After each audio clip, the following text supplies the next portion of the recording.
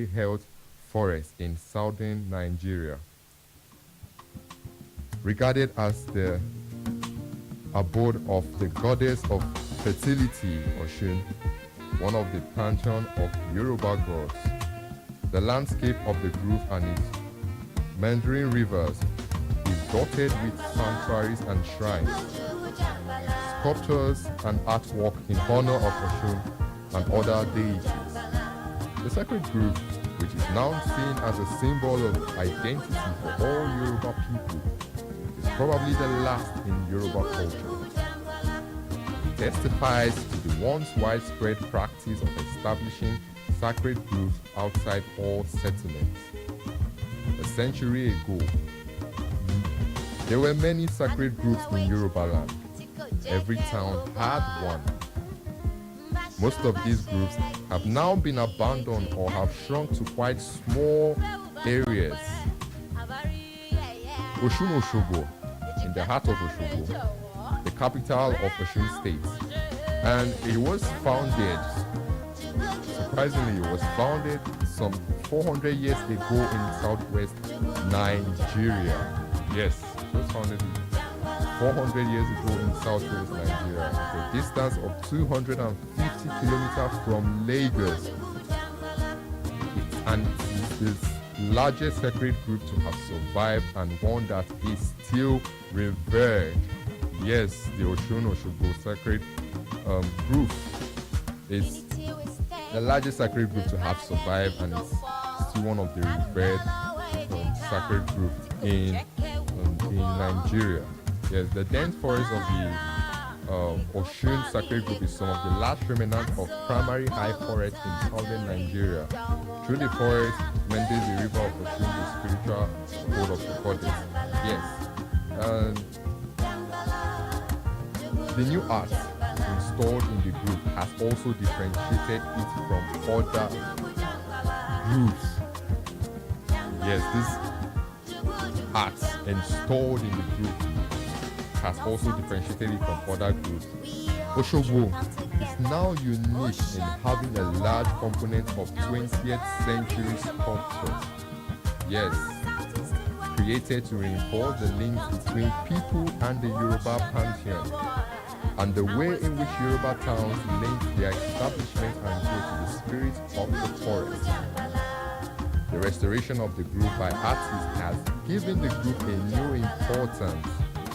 Has been a sacred place for the whole of Yoruba land and a symbol of identity for the wider Yoruba diaspora. Yes, this group has been a symbol of identity for the wider Yoruba diaspora. The Yoruba people in the diaspora, this symbol of identity has been the symbol of identity for wider Yoruba in the diaspora. And the grove is an active religious site where daily, weekly, and monthly worship takes place.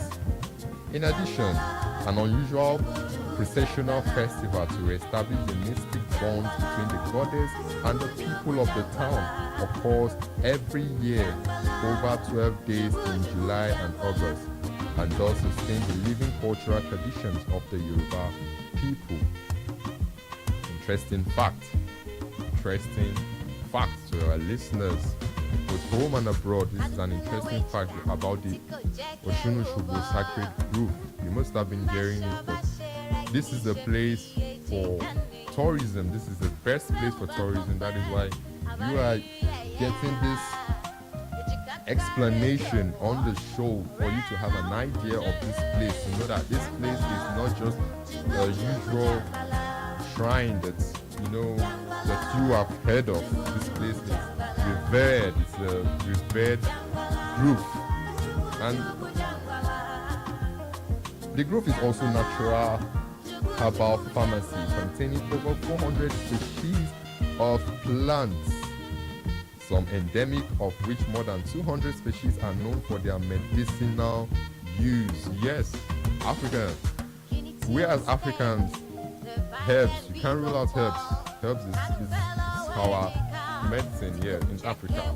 And surprisingly, 400 species of plants, some endemic of which more than 200 species are known for their medicinal use. Yes. This ancient city is deeply tied to Yoruba spirituality and culture.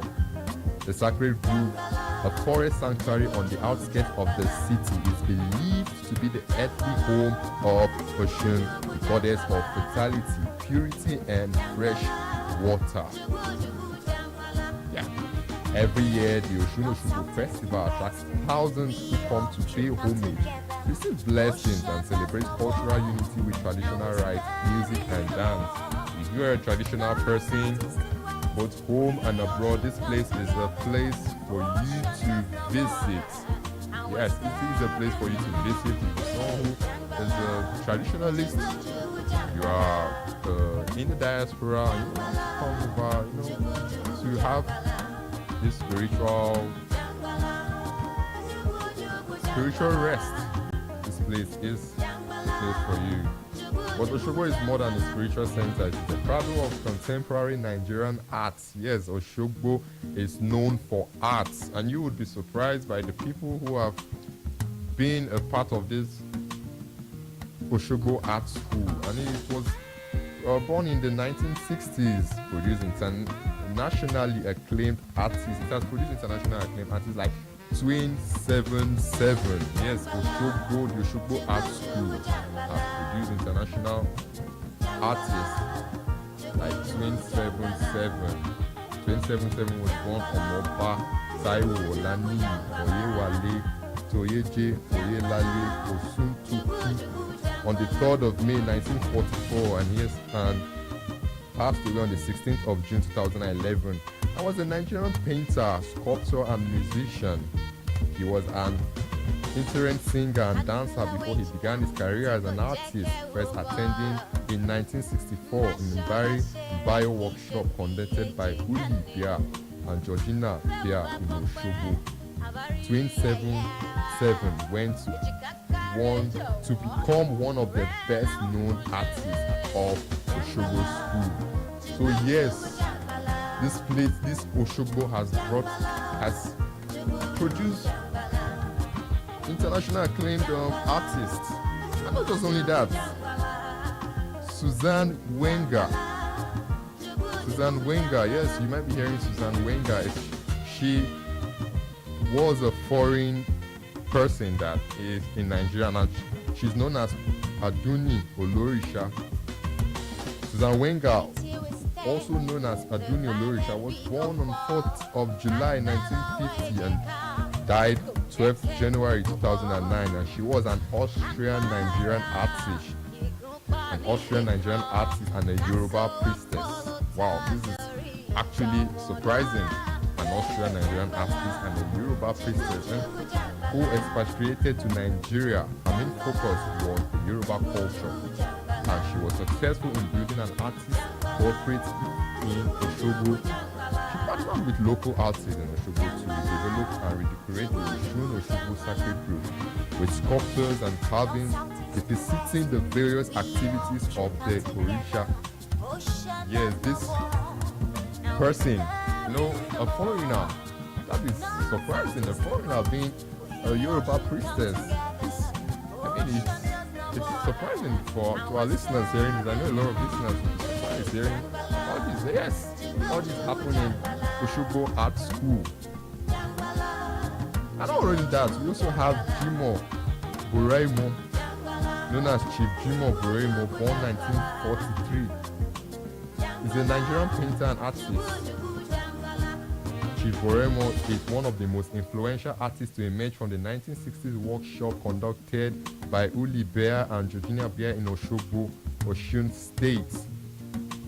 These are people who came out of Oshogbo Art School, the Oshogbo Art School. We also have Morena Oyelami, Chief Morena Oyelami, born 21st February 1940, the Nigerian painter and drummer of Yoruba descent, who was among the first generation of artists to come out of the Oshogbo School of Art in the 1960s.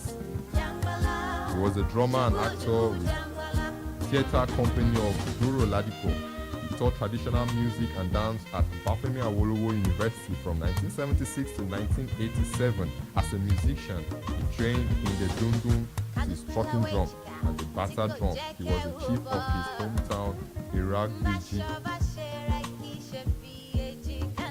And the last person on the list who was also a student of the Oshogbo Art School is the popular Nike Davis Ogundayi, born 1951 also. Yeah, she's a Nigerian Yoruba and Adire textile designer. A lot of people would know this person I'm talking to.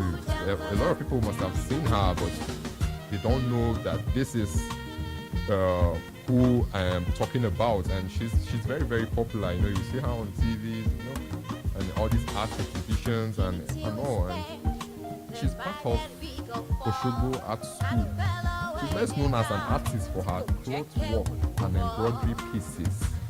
That is what she is known for. And the walls of Oshogbo speak in murals, in shrines, in iron and cloth. This is a city where tradition is not only preserved but reimagined. From the lively Ajagun Koko Street to the calm of the sacred grove, Oshogbo invites you to see, feel, and believe.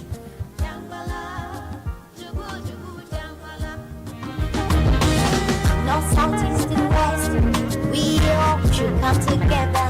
Ocean does not war, and we stir in the more. North, south, east, and west, we all should come together. Ocean does not war, and we stir in the more. Hey, Jambala, Jubu Jubu Jambala, Jambala, Jubu Jubu Jambala.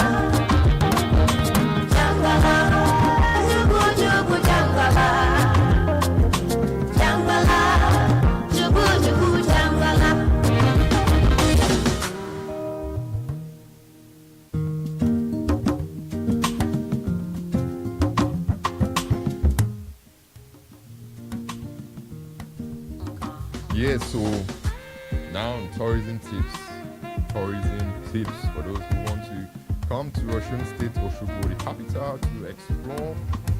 If you're thinking of visiting Oshogbo, there are things you should take down. Explore the sacred grove, which I spoke about, which I told you about the sacred grove. But if you are going to the sacred grove, always go with a guide. It's not just a forest, it's a living shrine. It's harp, deities, sacred spots, and quiet reverence. So don't go alone.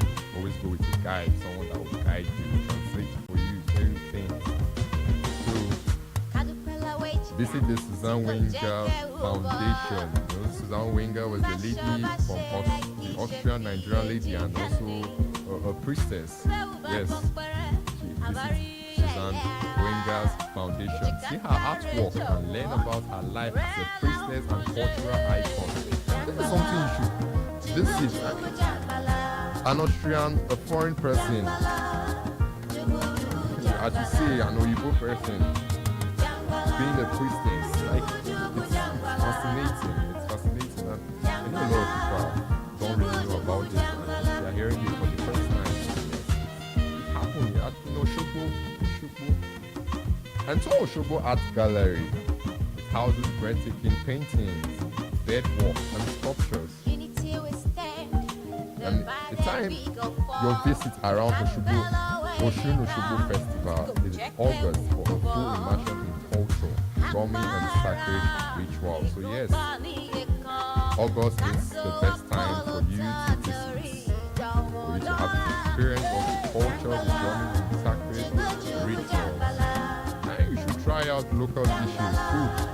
Very, very important. When you come to a place, you should always try out their local dishes. Like amala and gbegiri and ewedu, other rice with ayamese and eku served with spicy pepper sauce. Attend a workshop, take a short class in batik at the red tie and dye for traditional music. Those of you that love, tie and dye at the red, you always admire it. You can come and attend the workshop, learn these things, have this basic knowledge. So even if you're going back to your states or going back to your country, these are things you should come to learn, because I know right now we have listeners listening from across countries, from South Africa, from Kenya, right now listening to us. And you can also support local artists. Osogbo is full of studios. There are a lot of studios in Osogbo where you can watch art being made and buy the piece directly. Don't forget, when you come in, buy this piece. Support local artists, support local businesses. And most importantly, don't forget to bring a good camera. A good camera, take good photos so that you have your pictures looking like professional photos. I know a lot of you sell your pictures online. These are things you can actually snap and sell online to make money from. Every corner of Osogbo is a canvas. Believe me, it is a canvas. And in Osogbo, the lines between the physical and the spiritual glow, devotion to Oshun, the river goddess, is not superstition. It is vibrant tradition kept alive through music, art, and ritual. A lot of people say, that superstitions believe. No, superstitions believe that things that actually do happen. And the Heart of Sacred Relationship is the annual journey to the Oshun River, led by the Aruba, a virgin girl who carries the sacrificial calabash. Her heart is sacred, her presence symbolic of purity and spiritual renewal. But there's also art as worship. Yes, there's art as worship, sacred sculptures and architectural forms within the group created by Susan Wenger. This same Susan Wenger, keep hearing Susan Wenger. So tomorrow, if you hear Susan Wenger, you have an idea who this person was. A local artist blend Yoruba spirituality and expressive modern design. Osogbo is also a place of storytelling. Yes, it is a place of storytelling. Not just hearing of Osogbo. For those that have never been here, you'll be hearing of Osogbo. No, you'll be wondering, Osogbo is so special about it. Yeah, these are the things that are special about it. So plan your visit and come, experience. And Osogbo is just a place of storytelling through engaging masquerade, folk chants. It's the place where oral histories and art form pass through generations. From spirituality to visual expression, Osogbo reminds us that heritage is not frozen in the past. It evolves, sings, paints, and dances. It lives in the people and it welcomes the world.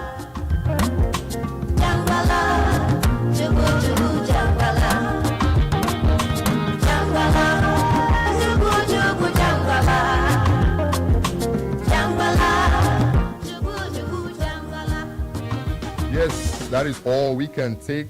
That brings us to the end of our journey today on Nigerian's Hidden Gem. I know you have enjoyed yourself listening to stories, history about Osogbo.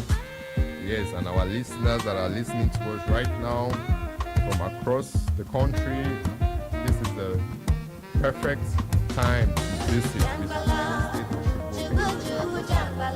So yes, that brings us to the end of our journey. Thank you to our creative producer, Yaya Adeshola Salami, for bringing the beauty of Osogbo to life on air.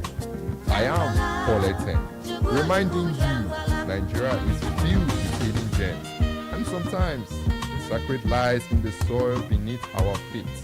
Until next time, keep exploring, keep preserving.